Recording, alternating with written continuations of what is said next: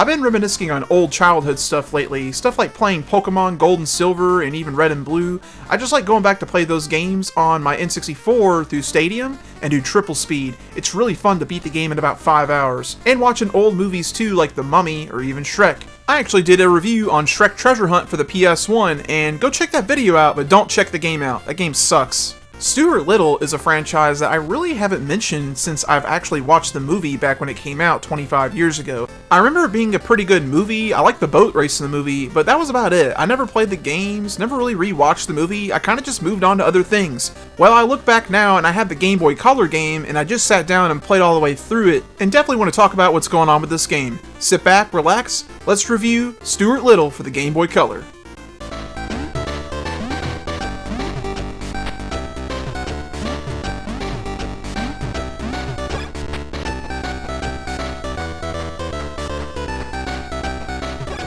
Stuart Little: A Journey Home came out for the Game Boy Color in 2001. It only came out in North America though for this system. It was developed by Tiertix and published by Activision. Tiertix is known for other few games that were on Game Boy Color, like A Bug's Life port, as well as Men in Black the series. The plot is pretty much no different than the movie, or book rather, or whatever. Basically, he gets adopted by the Littles at an orphanage, and they have a cat named Snowbell. Well, Snowbell doesn't like Stuart being in the house as a family member, so he tries to do anything he can to stop him, and Stuart just kind of goes on adventures and such, kind of follows a little bit of like the movie. So yeah, that's pretty much all there is for the plot. This game, for the most part, is just an action platformer, but you do some racing stuff here and there as well throughout the game. On the platforming sections, all you can do is jump with the A button and you can hold B to run. That's about all you really can do in this game. You gotta collect 10 items of that level, so like the first level is socks. You grab all 10 socks, you'll move on to the next stage. You also get a password too, just in case you need to cut the game off and come back later, so there's always that. The only other action that you can do other than just running and jumping is if you get on these little things, these cushions, or certain parts of the game, you can hold A and you'll eventually just keep on jumping higher like you're on a trampoline. He's got lives in the top left as well as his health bar. He can take 5 hits, and there's the item counter beside that too. Once you get to 10, you'll beat the level, and your score system as well. There's only 7 levels in the entire game. The first 2 levels take place in the house as well as some Wild West theme.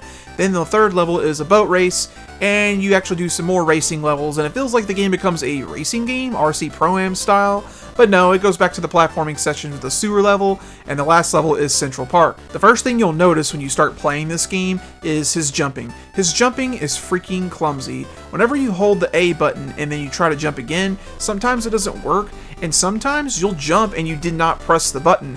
Jumping is dumb as hell in this game. You'll jump for no reason, and you don't want to. And also, if you run into a wall, you will actually get hit. It'll take a life point off. Imagine playing Super Mario 64 or something, and you just run into a wall by accident, and you take freaking damage. Talk about stupid. The boat and car races you do in this game, good god, man. Imagine playing RC Pro-Am, but take away the good controls, and put very, very stiff controls there. It is awful, but here's the funny thing, it's not hard. You just collect the items, finish the race, doesn't matter what place you get, you beat it. There's really not a whole lot of enemies in this game either. Sometimes you'll see Snowbell bring their paw out, and these guys who shoot guns in the Wild West levels.